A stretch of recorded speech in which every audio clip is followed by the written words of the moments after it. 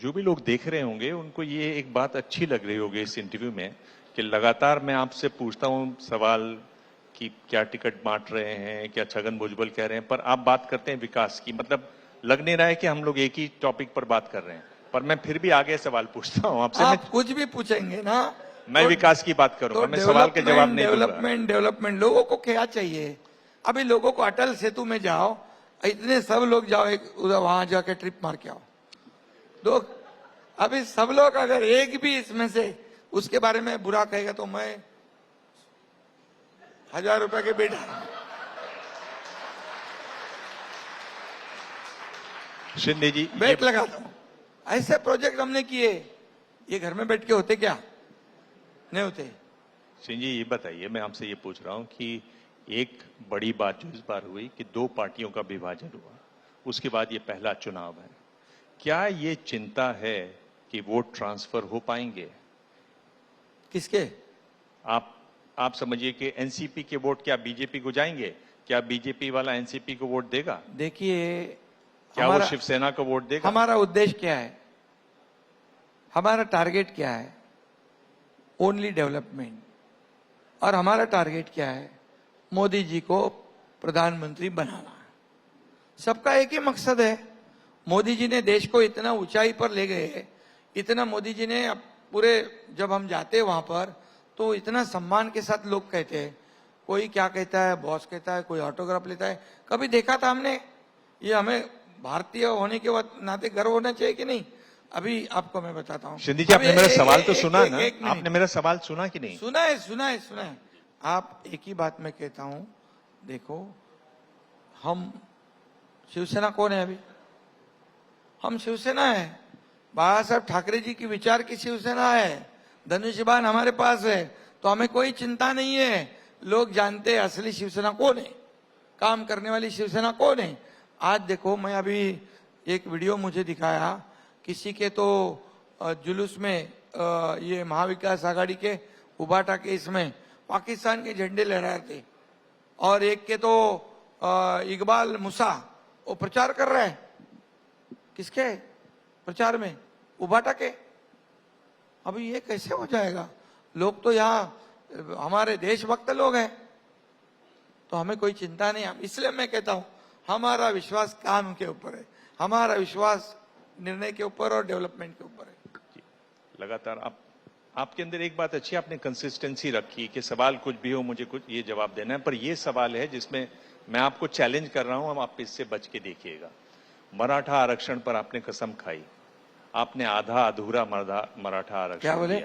आपने आधा अधूरा मराठा आरक्षण दिया, और मनोज जरांगे पाटिल आपके खिलाफ आजकल बोल रहे हैं, कह रहे हैं वो दोबारा से अपनी भूख हड़ताल शुरू करेंगे। मामला कहां अटता है? क्यों नहीं देते? मराठवाड़ा में तो बहुत नाराज हैं लोग, खासतौर पे बीजेपी से नाराज हैं। देखिए, आपको बताता हूं मैं, मराठा आरक्षण देने का काम, अब मराठा आरक्षण पे जवाब दे रहे हैं। मराठा रिजर्वेशन देने का काम, देने का मौका जिनके हाथ में था इतने साल, उन्होंने नहीं दिया।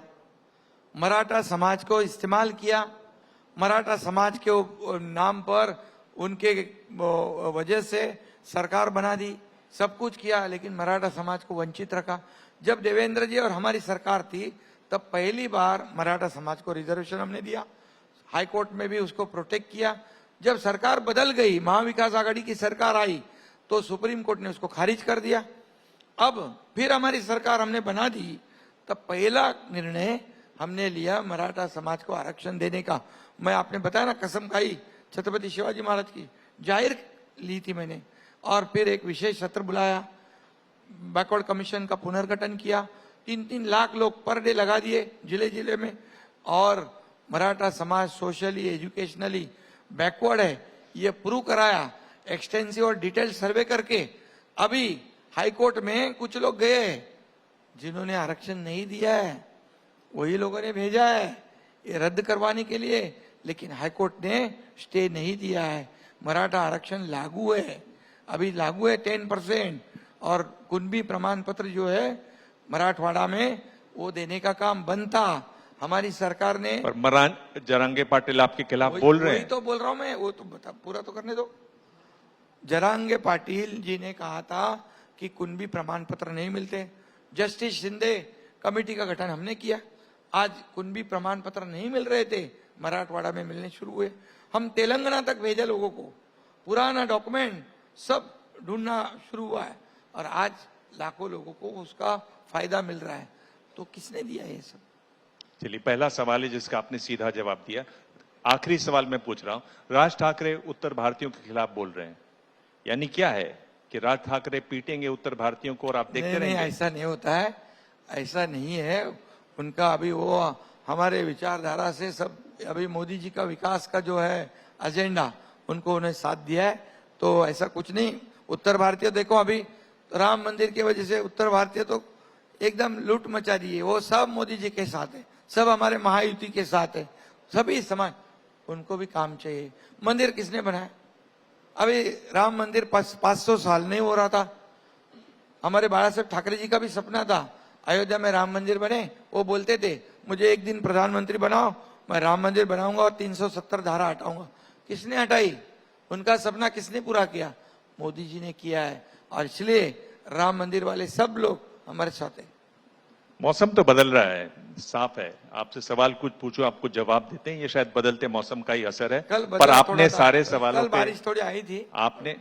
आपने सारे सवालों के जिस तरह से जवाब दिए, लोग देख रहे हैं।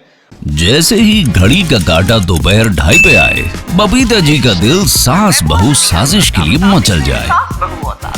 और ये है इनकी बहू, पूरे दिन ऑफिस की टेंशन हो जाए गॉन जब ये करें अपना फेवरेट शो फ्री टाइम पे ऑन।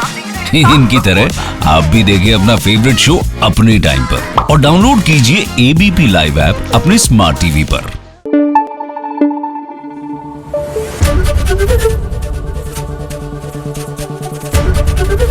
एबीपी न्यूज आपको रखे आगे।